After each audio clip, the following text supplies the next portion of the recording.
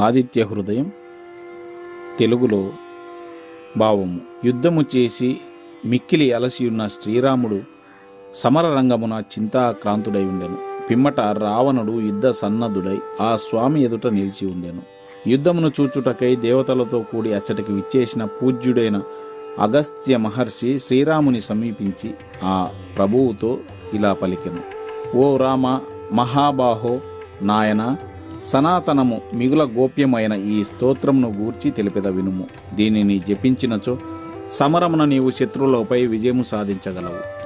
ఈ ఆదిత్య హృదయము అను స్తోత్రము పరమ పవిత్రమైనది, సమస్త శత్రువులను నశింపజేయునది. నిత్యము దీనిని జపించినచో సర్వత్రా జయము లభించుట తథ్యము. ఇది సత్ఫలితములను అక్షయముగా ప్రసాదించున్నది.